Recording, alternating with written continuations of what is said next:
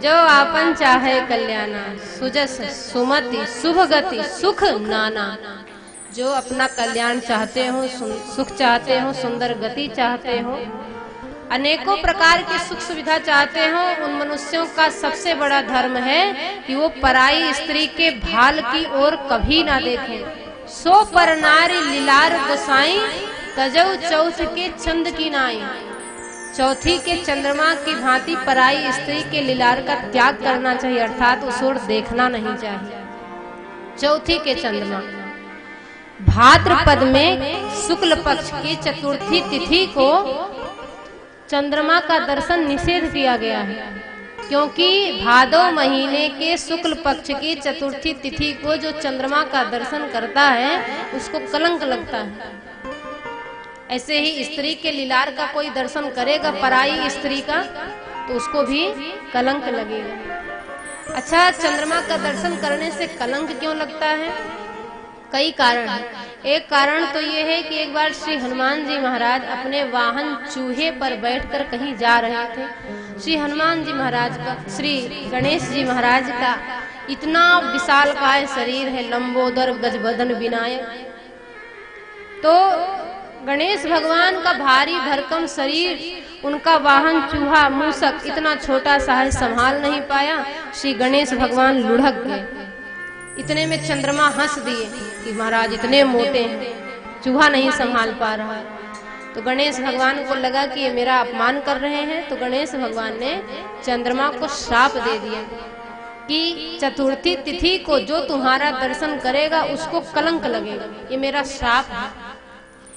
तो गणेश भगवान का श्राप है चंद्रमा को, इसलिए दर्शन चंद्रमा का चतुर्थी तिथि को नहीं करना चाहिए। दूसरा, चंद्रमा ने गुरु पत्नी के साथ व्यभिचार किया है।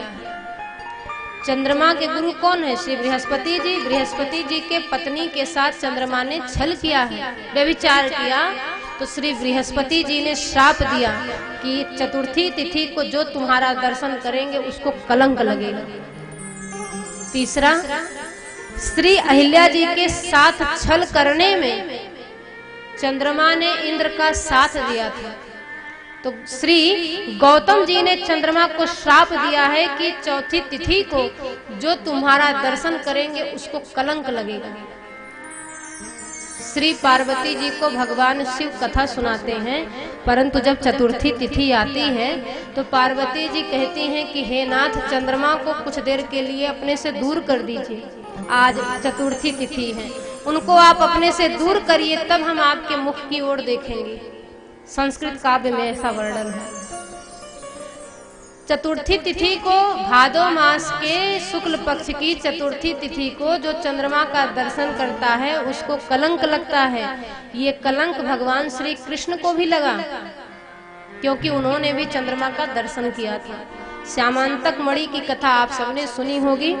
तो श्रीमद् भागवत महापुराण के 10वें स्कंद में 56 और 57 अध्याय में भगवान श्री कृष्ण के ऊपर जो कलंक लगा है श्यामांतक मणि को चुराने का, यदि उस कथा को कोई पढ़ ले, जैसे मान लीजिए नहीं चाह रहे थे, दर्शन हो गया चंद्रमा का, तो यदि इसका पाठ करें 10वें स्कंद में 56-57 अध्याय का पाठ कर ले भागवत जी के, तो वो कलंक थोड़ा कम हो जाता है।